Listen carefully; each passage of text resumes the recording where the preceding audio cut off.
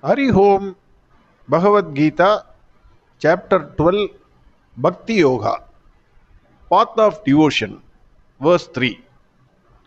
In the last verse, Bhagwan Krishna said, who are Yoga Vittamas? Bhagavan said, those karma yogis who fix their mind on me, worship me with unflinching faith. They are, in my opinion, Yoga Vittamas. This is what Bhagavan Krishna said in verse 2. Already we have seen there are two paths to reach Bhagavan Krishna. One is by doing karma in accordance with dharma and worshipping him with full faith. This is one path. Another way is sannyasa. Arjuna, like many of us, wants to resign his job, that is the army post, and take up sannyasa. Because in his view, it is easy to become a sannyasi. There are many people who want to take sannyasa because they did not get their morning coffee or tea on time. So immediately they get angry and say, tomorrow onwards I am a sannyasi.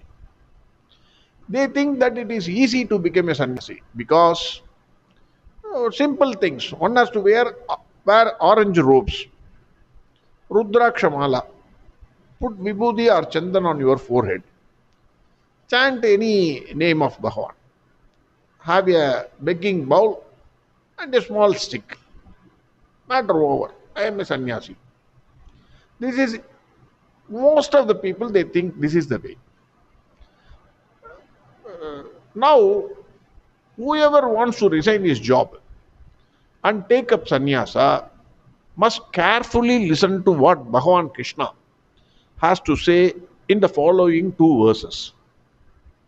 If you fully fit into this, you can definitely take sannyasa. Because in Hinduism, there is nothing that you will be called, you will be crowned, and then said, okay, you are a sannyasi from today. Nothing like that. If your mental makeup is like that, you are a sannyasi. No need, in that level, you need not have to get a certificate by going to some US institute or from some other institute in India. I am a sannyasi. This is certified that so and so is a real sannyasi. No need. At that level, whoever respects you, whoever is not respecting you, does not matter.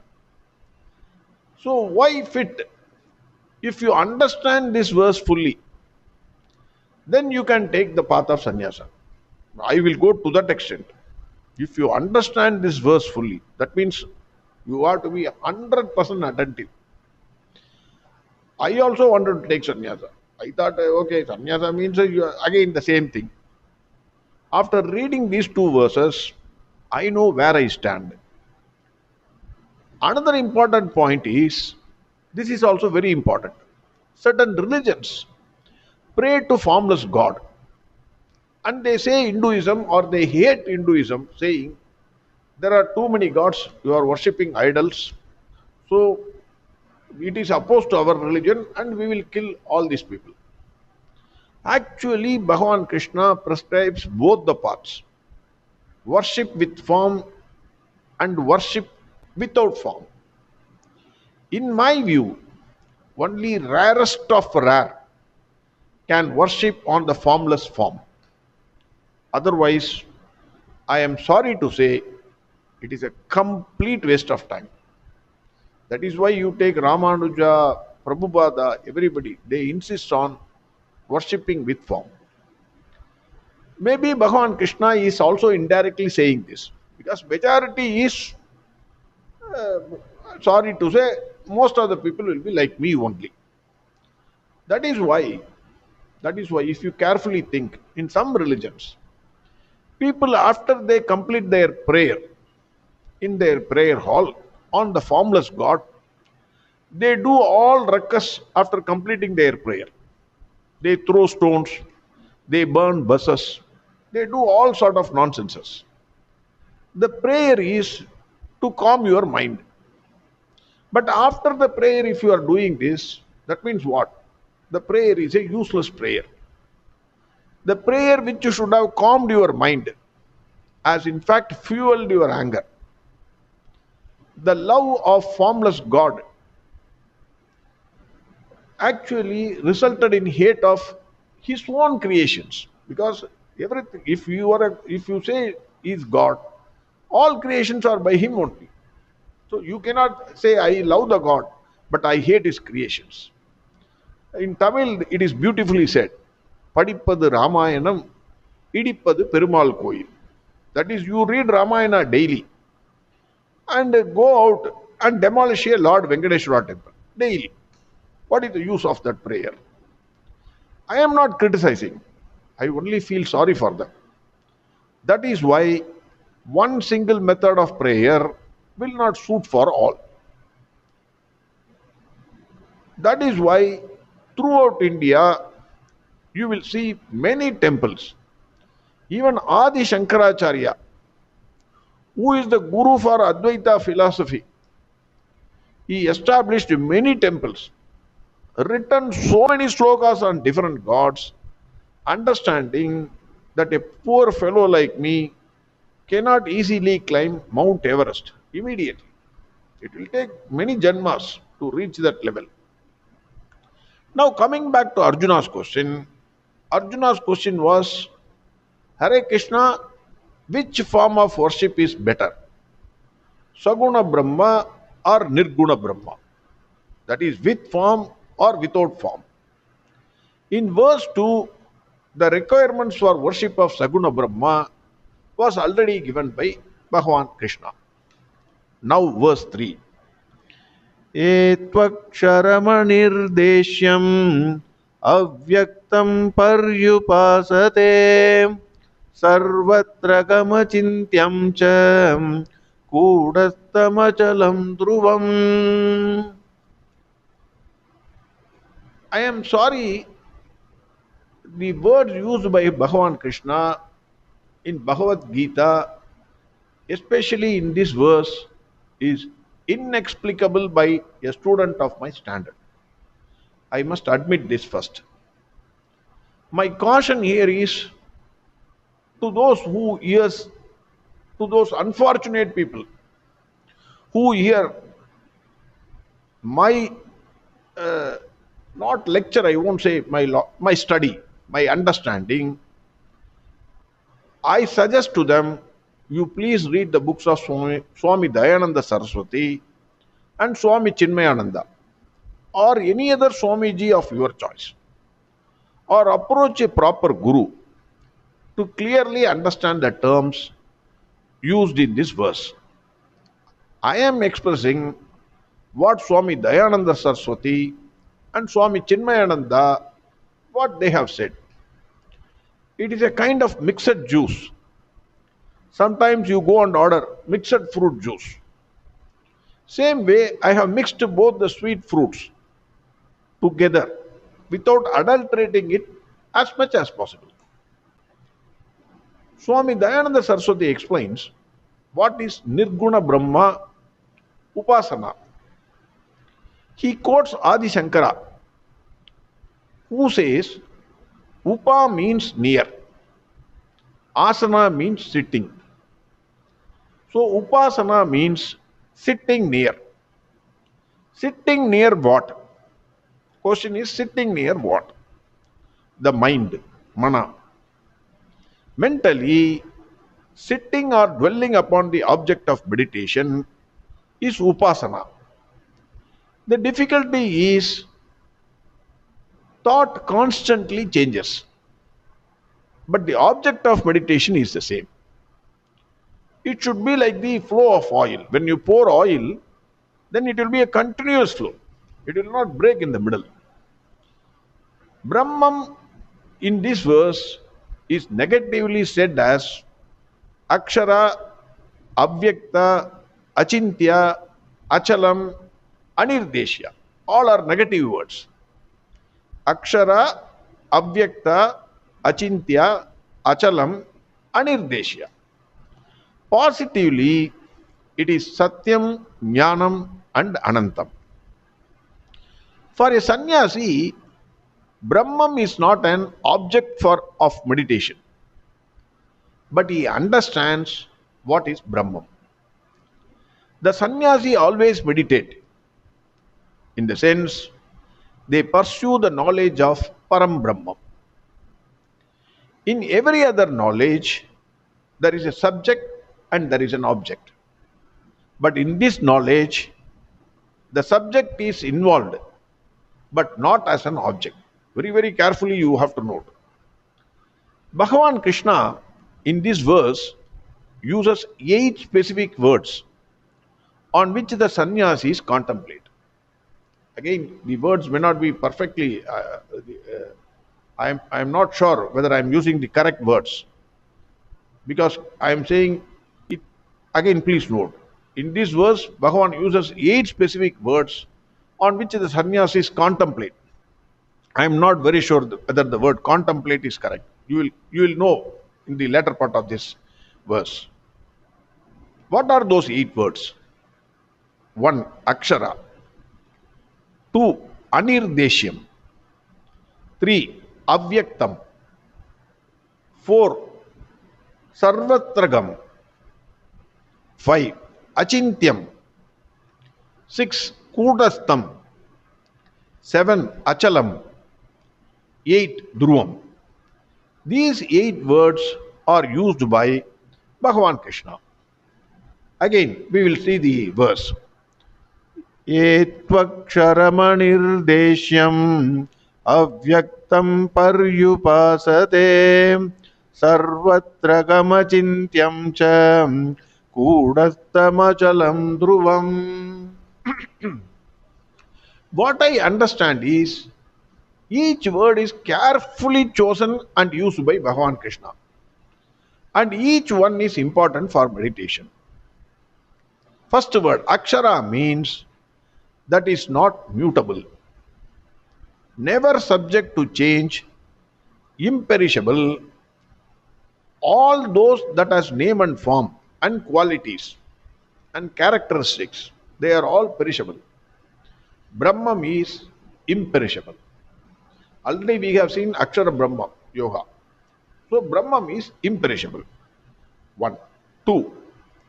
Avyakta.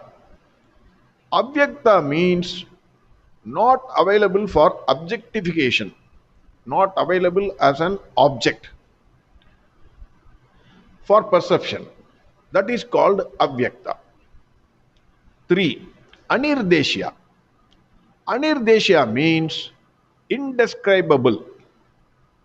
Any word trying to describe Brahman is inadequate. Definitions are always in terms of experiences. When a thing is imperceptible, naturally it cannot be defined. A thing to be described should be available for cognition by body, mind, or intellect. Only when you transcend body, mind, and intellect, you can meditate on Brahman. The nearest example I can think of is deep sleep. How can you describe deep sleep? You can only say, I slept well. That is not description, because you can't explain it. You have to transcend your body, mind, and intellect. Then only you can reach the deep sleep state. Otherwise you cannot. Then the 4th one, Sarvatragam. According to Adi Sankara, it pervades Brahman. Brahman pervades everywhere, like space. Everything in creation is pervaded by space, but it does not pervade consciousness. Again, I repeat, everything in creation is pervaded by space, but it does not pervade consciousness. Consciousness, however, pervades space. That is why it is all pervading and existing everywhere. This is Sarvatragam. Then Achintyam. Achintyam means not an object of thought. Brahman is the truth of every thought, or it is the truth of the very thought. All objects have their being in Brahman. According to Adi Shankara, what is accessible by sense organs can be thought of by the mind. But Brahman is the opposite of that, and hence it cannot be thought of. That which can be conceived by human mind will become the object of feelings and thoughts. All objects are perishable. Imperishable is therefore inconceivable, incomprehensible, and unthinkable. Then the next word is Kudastham. Kudastham, it has got three meanings, which is given by Adi Shankara and quoted by Swami Dayananda Saraswati. Adi Shankara gives a meaning that anything that looks appealing externally, but on closer examination is found to be otherwise. That is Kudastham. Externally, it looks appealing, but on closer examination, it is found to be otherwise, not appealing. Kuda Rupaha. It has a false appearance. Kuda is Maya, that which is behind is Kudastha.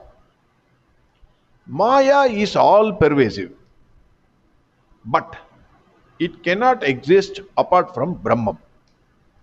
Even though Maya appears to be real, it is not so. That is the world. The world seems to be real, it is not so.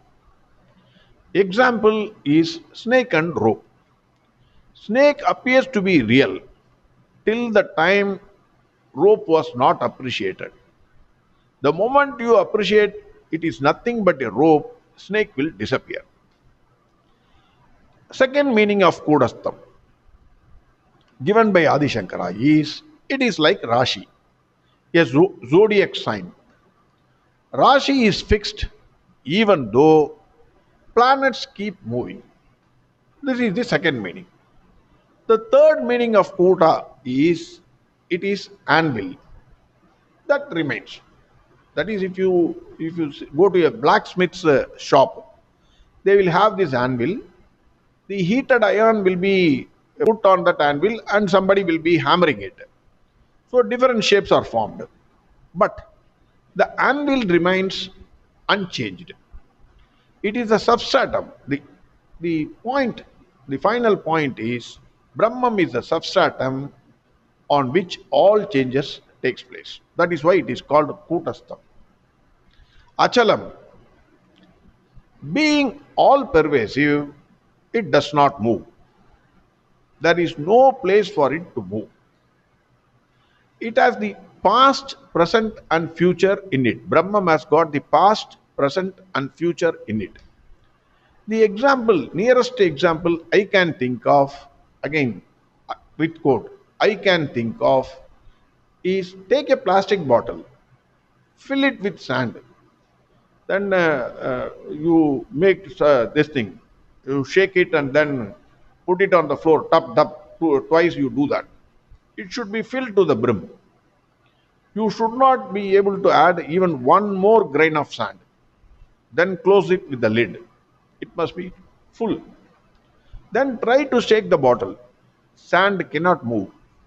It is full and all pervasive.